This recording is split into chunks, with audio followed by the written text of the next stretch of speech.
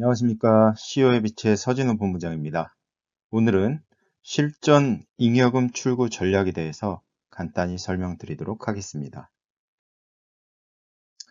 잉여금에 대한 세 가지 질문.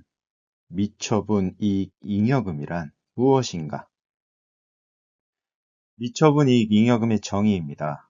네이버에 있는 두산백과를 활용을 했고요. 기업이 영업 활동을 한 결과 얻게 된 순이익금 중에서 임원의 상여금이나 주식 배당 등의 형태로 처분하지 않은 부분. 그러니까 결론적으로 말씀을 드리면 소유는 법인이지만 주주에게 처분해야 할 금액으로 과세관청은 유보금 또는 유보된 이익으로 표현을 합니다. 세법상으로는 주주의 소유입니다. 잉여금에 대한 세 가지 질문, 그중 두 번째, 왜 처분을 해야 하나, 그리고 또 왜 처분을 하지 못하나. 잉여금을 처분해야 하는 이유는 세법상 주식 가치가 상승하기 때문입니다. 그래서 주식 이동에 대한 세금이 부담이 굉장히 증가를 하게 되는데 그 주식 이동에 대한 세금은 양도세, 그리고 증여세, 상속세 이렇게 세 가지 정도가 있습니다. 그럼 왜 처분을 하지 못하는가? 처분하지 못하는 이유는 다양하게 있겠지만 간단하게 요약해서 말씀드리면 재투자를 하는 경우, 그래서 회사에서 창고를 매입을 한다던가 아니면 크게 어떠한 공장을 짓는다던가 아니면 여러 큰 차량을 산다던가 이런 부분들에 있어서 기술 개발이나 재투자 자금 확보를 위해서 일부러 놔둔 경우입니다. 이 부분은 재투자에 관련된 부분은 처분하지 못하는 이유라기보다는 처분하지 않는 이유 중에 하나입니다. 그리고 두 번째, 가공이익. 대부분 법인을 운영을 하시면 은행의 대출이라던가 신보 기보를 통해서 여러 가지 자금을 융통을 하실 텐데요. 그럴 때 이제 다시 한번 대출 연장을 한다거나 할 때 순이익이 줄어들게 되면 문제가 생길 수가 있기 때문에 그럴 때 간혹 이제 이익이 나지 않더라도 이익이 났다라고 해서 가공해서 이익을 만드는 경우입니다. 그리고 이제 건설회사 같은 경우에는 면허를 가지고 이제 입찰을 하는 경우가 대다수거든요. 그러다 보니까 신용평가를 받아서 신용평가를 좋게 해야지만 입찰에 유리한 고지를 만들 수가 있기 때문에 이런 신용평가를 위해서 가짜로 순이익을 만든 경우입니다. 그래서 이런 경우는 대부분 이제 거짓말이기 때문에 이 잉여금을 처분하고 싶어도 처분하지 못하는 거죠. 그리고 세 번째, 출구 전략이 미비하다. 왜?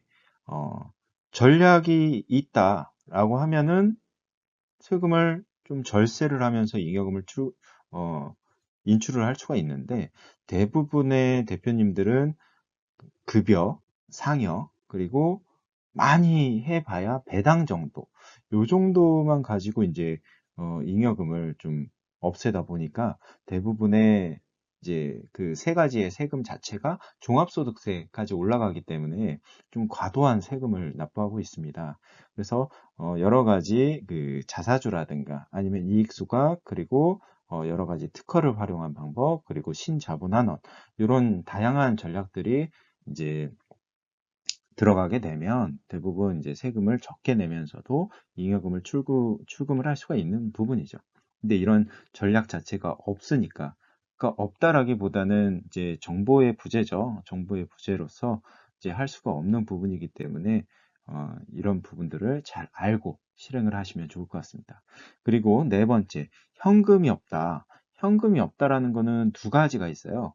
가공이익을 만든 경우에 가짜로 이익이 났다라고 이제 장부를 만들었기 때문에 현금 자체가 아예 없는 거죠.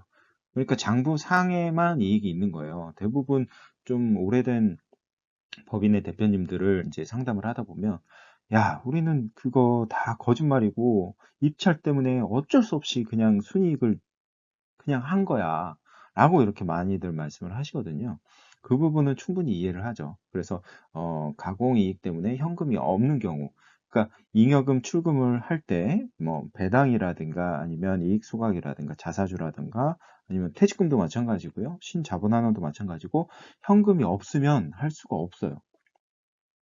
그러면 이렇게 가짜로 이익을 만들었다거나 아니면 아까 첫 번째 말씀드렸던 재투자를 해서 그 장부상에만 이익 잉여금이 남아있고 현금은 실제로 막 공장 짓는 데 들어간다거나 무슨 이제 기술 개발하는 데 들어간다거나 이랬을 때는 현금이 없기 때문에 하고 싶어도 할 수가 없는 거죠.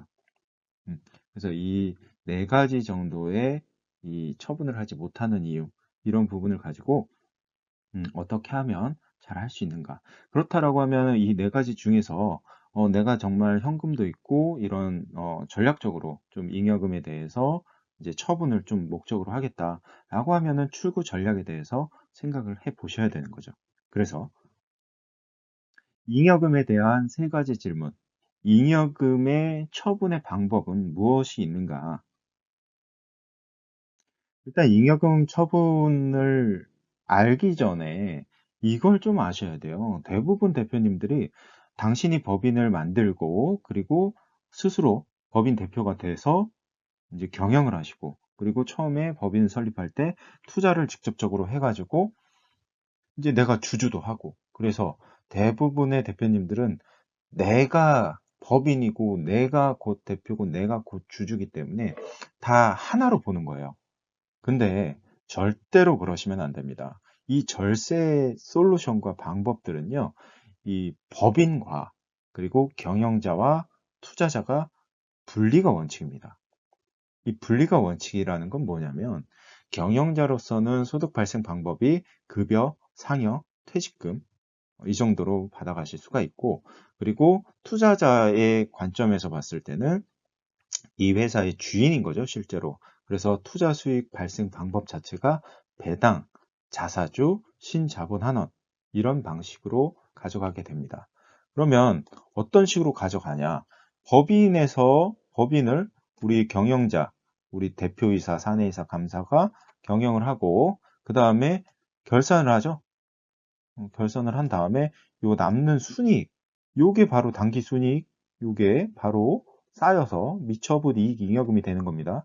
근데 요 자금이 아까 제가 첫 번째에 미처분 이익 잉여금의 정의를 말씀드릴 때 세법상은 주주의 몫이다라고 말씀드렸죠. 그래서 이 순이익이 오로지 투자 수익에 대한 분배는 주주들에게 이루어져야 된다라는 거. 그래서 이 개념을 명확히 알고 계시면 나중에 세금을 절세하는 방법에 대해서도 조금 더 이해가 쉬우실 겁니다.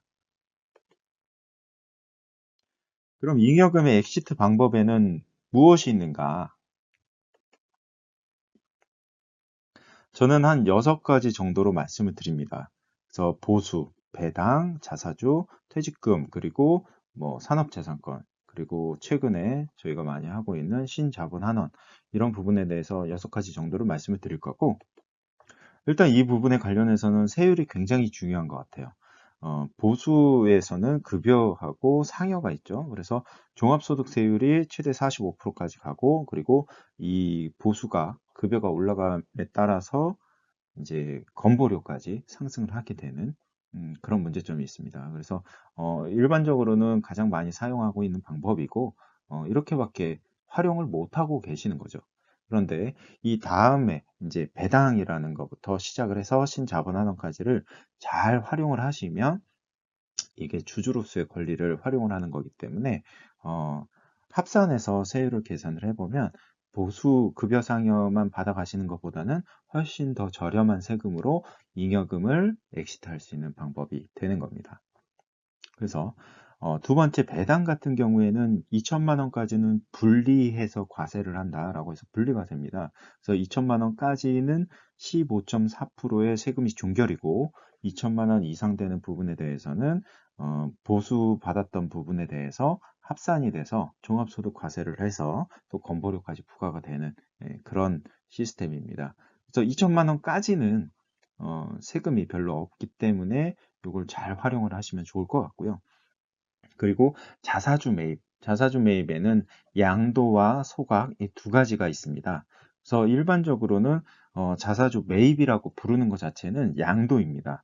그래서 내가 가진 주식을 우리 법인에다가 매각을 하는 거죠. 그래서 내가 10,000원에 취득을 해서 뭐 20만 원에 팔았다. 라고 하면은 19만 원 차액에 대해서 양도소득세를 납부를 하는 겁니다. 그런데 이게 2015년까지는 단일세율이었어요. 10%의 단일세율이었고 그때 당시까지만 해도 제가 최대 많이 했던 금액이 20억 정도였는데 그 세금 자체가 무조건 10% 불려과세였습니다.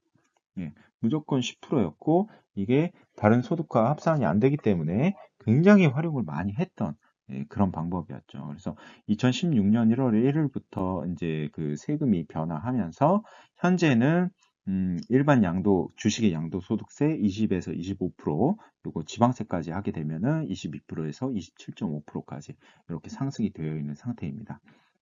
근데 이 지금 말씀드린 거는 단순하게 자사주 매입 형태를 말씀을 드린 거고, 이게 예전에 단일세율 10%에서 지금 현재 세율까지 올라오게 되면서 다양한 방법들이 솔루션을 이제 개발을 한 거죠. 그 중에 하나가 우리가 많이 알고 있는 이익 소각입니다. 이익 소각이라는 거는 내가 가진 주식을 회사에다가 팔면서, 여기까지는 자사주예요. 이 자사주 된 이 주식을 내가 자본금하고 같이 소각을 시킬 것인지 아니면 이익 잉여금하고 같이 소각을 시킬 것인지 이 둘 중에 하나를 선택을 하게 됩니다. 그래서 대부분은 자본금의 변화가 없으면서 이익 잉여금을 줄일 수 있는 이익 소각에 대해서 선택을 하는 거죠. 그런데 이게 왜 이슈가 되고 세금이 없었냐라고 하는 거는 배우자의 증여공제를 활용을 했기 때문입니다. 배우자 간에는 서로 상호 간에 6억에 대해서 공제 금액이 있기 때문에 이 부분을 활용을 해서 배우자에게 증여를 하고 그 다음에 법인에다가 이익 소각이라는 방법을 통해서 매각을 하는 거죠. 그래서 지금 현재는 그 이익 소각에 대해서 과세관청에서 굉장히 예의주시를 하고 있고 조금이라도 잘못하게 된다라고 하면은 의제배당이라고 해서 세금을 과도하게 부과를 하는 그런 행태에 지금 와 있습니다.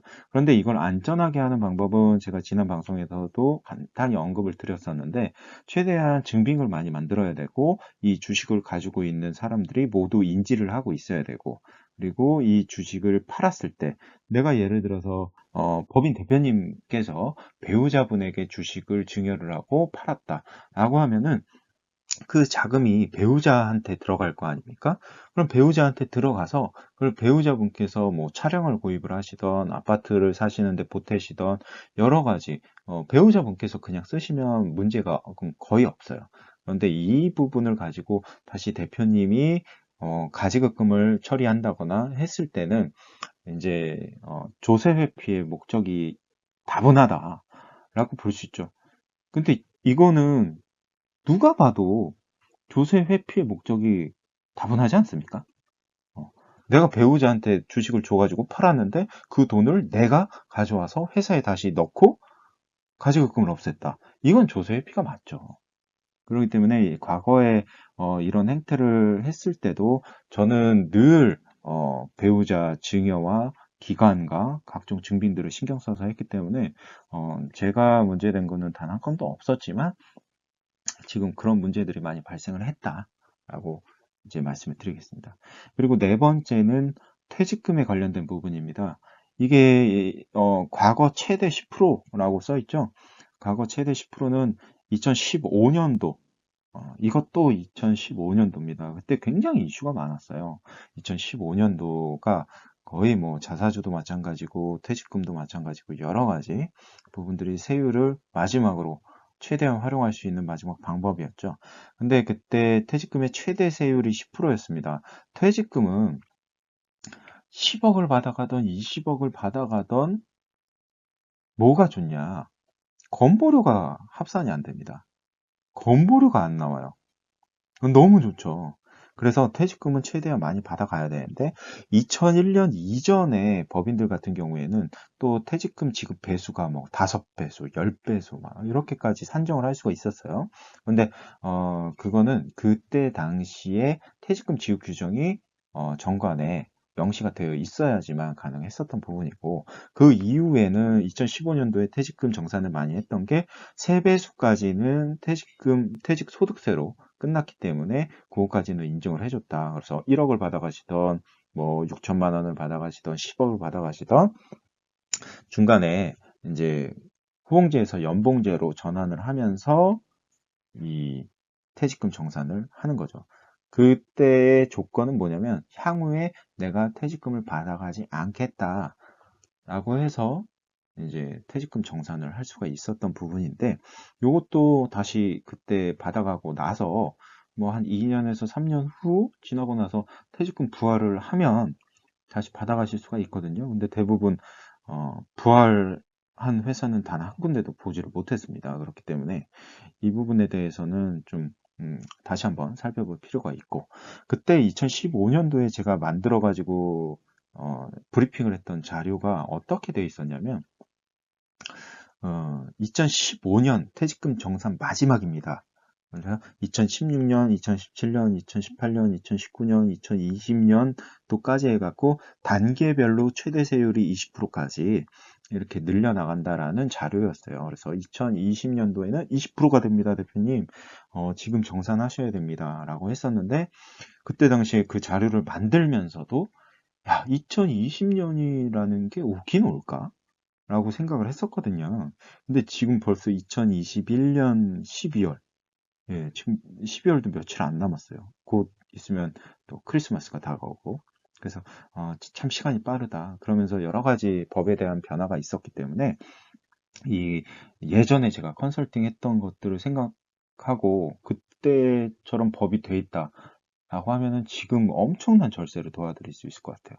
근데 지금 많이 법이 변했기 때문에 지금 상황에 맞춰서 절세 방법을 광고를 해야 됩니다. 그리고 다섯 번째는 산업재산권입니다. 쉽게 말씀드리면 특허, 상표권 이런 건데요. 저는 이거를 굉장히 위험하다라고 봐서 많이 안 했었는데 이것 또한 과거에 16년, 17년 이럴 때까지는 공제 한도 자체가 80%였어요. 그러니까 내가 특허를 10억짜리를 법인에다가 판다라고 하면은 8억을 공제를 해주는 거예요. 예전에는 8억을 공제를 해주고 2억에 대해서만 기타소득세로 해가지고 종합소득세 신고를 하면 됐었는데, 지금은 공제 금액이 60%죠. 네. 이것도 단계별로 80%였다가 70%, 그 다음에 60% 이렇게 해서 그때 70%일 때 엄청나게 많이 했어요. 특허를. 엄청나게 많이 했었는데 그때 또 저는 위험하다고 안 했던 게, 이게 법인에서 도움이 되는 특허고, 그 다음에 법인을 운영하면서 이 특허를 가지고 매출을 일으켜야 되는 그런 것들이 좀 있어야지만 또 이게 좀 맞지 않습니까, 상황이? 근데 그게 아니고 특허를 막 만드는 거예요. 법인에서 돈 빼려고. 지금 80% 공제니까 빨리 빼자. 지금 70% 공제니까 빨리 돈을 빼야 된다. 이게 막 눈에 혈안이 돼가지고 대부분 대표님들께서 특허를 돈 주고 만드는 거죠. 그래서 그때 당시 한 4천만 원 정도 비용을 부담을 하면 한 10억 정도? 10억 정도 되는 특허를 막 만들어 줬었어요. 어디라고 말씀 못 드리지만, 어쨌든. 근데 저는 안 했기 때문에, 그래서 작년, 재작년 해가지고, 저 밑에 지방 쪽에서 특허 관련해서 거의 전수조사급으로 조사를 한 적이 있었습니다. 그래서, 이 특허 같은 경우에, 산업재산권 같은 경우에는, 이 법인에서 이 특허든 상표권이든 이런 것들을 가지고 얼마나 이용을 하면서 이 매출이 일어나고 이거에 대한 이제 이용 가치가 있는가, 이거에 대해서 잘 고민을 하셔야 될 것 같아요. 그리고 마지막으로 여섯 번째는 신자본환원입니다. 신자본환원이라고 해서 제가 0%, 세금 0%라고 이렇게 해놨는데, 이거는 이제 신자본환원 0%라고 이렇게 동그라미 쳐놓은 거는, 신자본환원은 내가 투자한 금액을 그대로 회수한다라는 개념이에요. 그렇기 때문에 내가 투자한 돈을 회수하는 개념이기 때문에 세금은 없다. 물론 이걸 조금 조정을 하게 되면은 배당소득세를 조금 내면서 더 많은 자금을 빼올 수 있는 방법도 있습니다. 근데 이 신자본환원에 대해서 제가 지난 방송에 굉장히 자세하게 다뤄놨기 때문에 이 신자본환원에 대해서 궁금하신 분은 바로 오른쪽 상단에 제가 링크를 다시 한번 띄워드릴 테니까 그 방송을 좀 보시면 좋을 것 같습니다. 그 방송에서는 이익소각과 신자본환원에 대해서 제가 좀 자세하게 브리핑을 해놨습니다. 그래서 그 방송을 보시면 좀 더 이해가 빠르실 겁니다.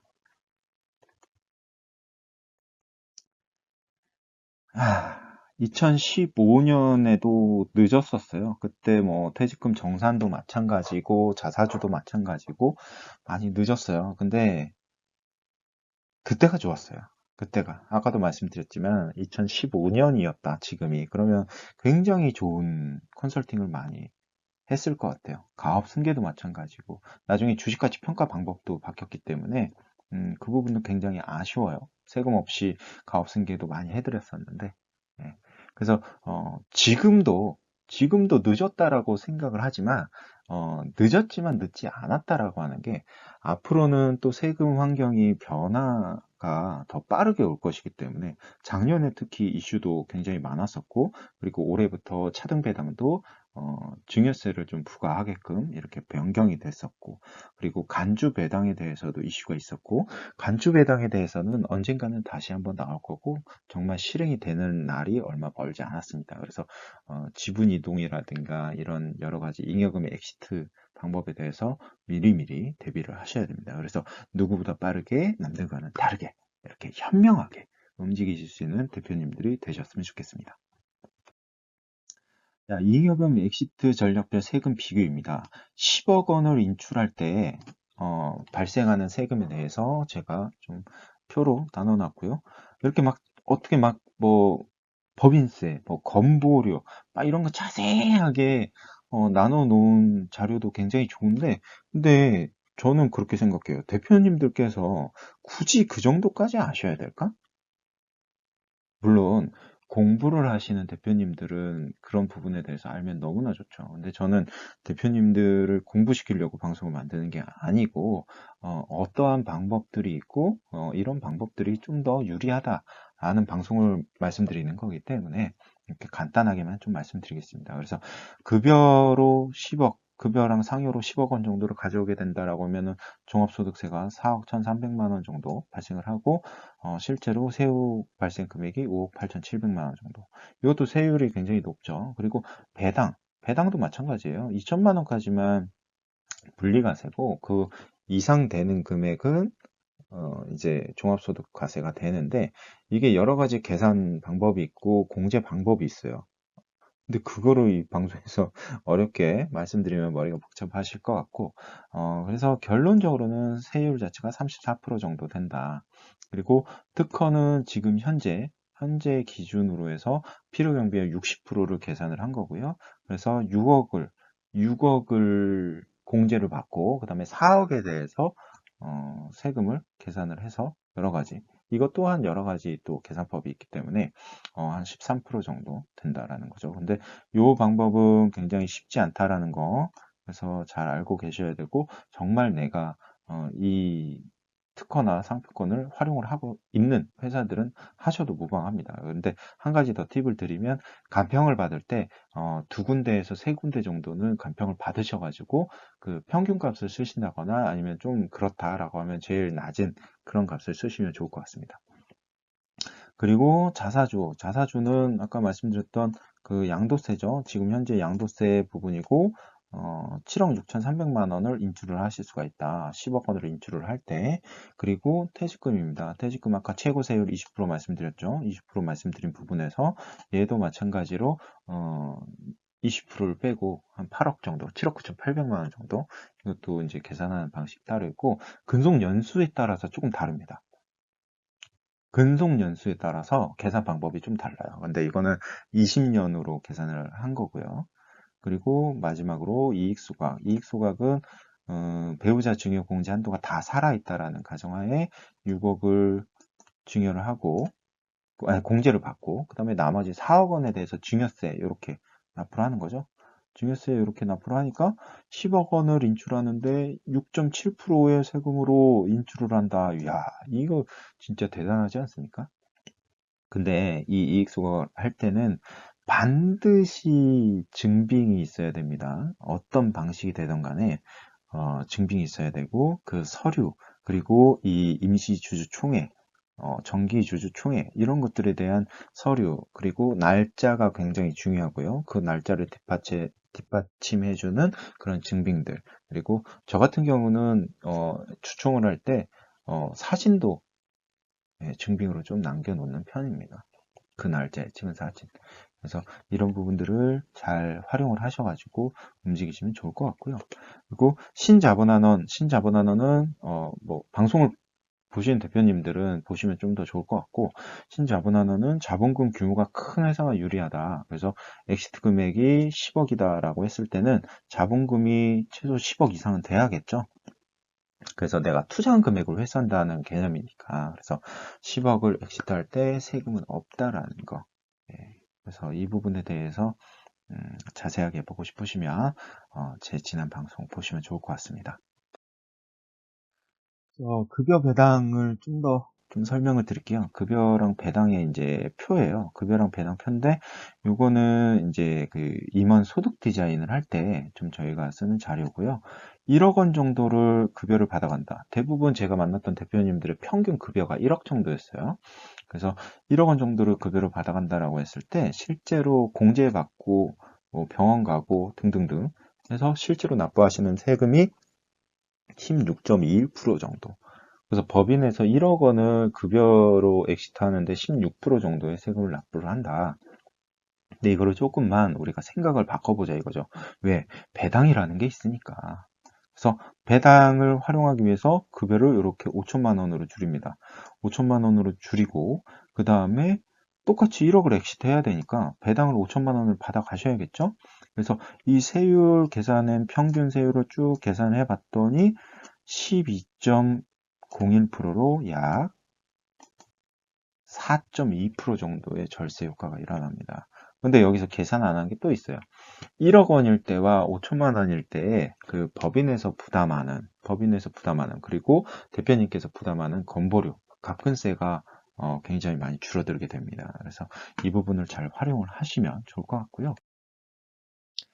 그리고 정률배당입니다. 정률배당은 지분을 미분배했을 때와 지분을 분배했을 때의 세금 차이를 간단하게 좀 설명을 드리면 대부분 대표님들이 지분을 100% 보유하고 계시기 때문에 예전에 차등배당이 가능했었기 때문에 자녀분들한테 지분 1% 정도만 남겨놓고 여러 가지 배당 활용을 했었는데 지금은 그게 아니죠. 정률배당 을 해야 되기 때문에 지금 현재 트렌드는 지분율을 만드는 게 트렌드입니다. 그리고 법인 자금을 2억을 엑시트한다. 그러니까 기존의 급여를 1억을 받아가시는 대표님들 기준으로 봤을 때 1억 정도를 배당을 받는다라고 보면 총 2억을 엑시트하는데 토탈 세금이 배당소득세 플러스 종합소득세 다 합산해가지고 4,426만 2,900원 정도의 세금을 납부를 하십니다. 근데 이거를 지분을 분산을 시켜가지고 대표님이 40%, 배우자분께서 20%, 자녀 두 분이서 20% 이렇게 분산을 시켰다라고 해서 배당을 토탈 또 1억을 받아간다. 대표님 급여는 그대로 1억이죠. 그럼 똑같이 법인에서 2억이라는 자금을 엑시트를 하는데 토탈 세금이 3,432만 8,250원입니다. 물론 이제 자녀분들 같은 경우에는 요 2천만 원씩 받아가는 게또 분리과세 안에 다 들어와 있는 부분이고, 그리고 그런 2천만 원이 아니더라도 소득이 없는 자녀분이나 배우자분들 같은 경우에는 1억 2,700만 원까지는 15.4%의 세금이 종결입니다. 물론 조금 초과되는 부분에 대해서는 건보료가 조금은 부과가 되겠지만 일단 배당 소득세 자체는 그렇습니다. 종합소득세율 합산해가지고 15.3%의 끝입니다. 그래서 그것도 잘 활용을 하시면 좋겠죠. 그런데 여기서 2억을 토탈 엑시트하는데 세금 차이가 뭐냐? 1억을 배당한다라고 봤을 때 지분율 변동만으로 지배 구조의 변동만으로 993만 4,650원 정도씩 매년 절세를 할 수 있다라는 거예요. 그러니까 굉장히 절세 효과가 큰 거죠. 그래서 이렇게 좀 배당 활용하시면 좋다. 자사주 이익 소각입니다. 자사주 이익 소각은 투자 지분 해결, 가업 승계, 잉여금 정리, 가지급 해결하는데 좀 활용을 많이 하고요. 이 부분을 간단하게 설명을 드리면 내가 자본금 3억짜리 회사를 처음에 설립을 해서 운영을 한다. 근데 지금 현재 시가 주당 가치가 326,827원 정도 이렇게 보유를 하고 있고, 이 회사의 전체 기업 가치 자체가 이제 98억 정도로 상승을 해 있는 상태입니다. 실제로 제가 했던 회사고요. 그리고 증여 시가, 증여를 98억 중에서 대표님이 대부분은 100% 보유하고 있으니까 이 98억 원 중에서 6억 원 정도를 배우자분에게 증여를 하는 겁니다. 그러면 이제 사전에 증여하신 재산이 없다라는 가정하에 여기 6억까지는 비과세고요. 그래서 이 6억 원 상당의 주식으로 증여를 하는 거고, 요 증여받은 요 6억을 어떻게 하냐? 자사주 매입을 하는 겁니다. 자사주 매입을 하는데, 요게 이제 일반적으로 이렇게 자사주 매입을 해서 보유를 하게 되면은 그냥 일반 이제 자사주, 보유 목적의 자사주가 되는 거고, 그런데 보유 목적의 자사주는 특정 목적이 아니면 이제 문제를 많이 삼기 때문에 이익 소각이라는 걸 하는 건데, 그러면 이 매입을 하면서 바로 이렇게 이익잉여금에서 6억 원을 인출을 하는 거죠. 그래서 이 6억 원을 인출을 해서 요 배우자분께서 6억 원을 이렇게 받으시겠죠? 6억을 받아서 요 6억을 요 배우자분께서 쓰셔야 됩니다. 근데 여기서 6억이 또 이렇게 간다? 야, 나는 이익잉여금을 6억 원을 줄였어. 아, 그리고 나는 세무조사 맞을 거야. 이거예요. 이러면 안 되고요. 일반적으로는 그렇게 많이 생각들을 하시는데, 배우자한테 내가 6억 주고 6억 받는 게 뭐가 문제냐. 근데 사실상 그거 법적으로는 문제가 없어요. 문제가 없어요. 근데 그냥 조세회피가 눈에 너무 보이지 않습니까? 이건 아니죠. 그렇죠? 그래서 저는 이 자사주 이익 소각에 대해서는 좀 더 안전하고 증빙들을 다양하게 만들어 놓고 그렇게 하시는 게 좋을 것 같다. 지금도 대부분 뭐 세무사님도 회계사님들이 뭐 조사가 나와서 의제 배당을 받았네, 뭐 어쨌네, 위험하네.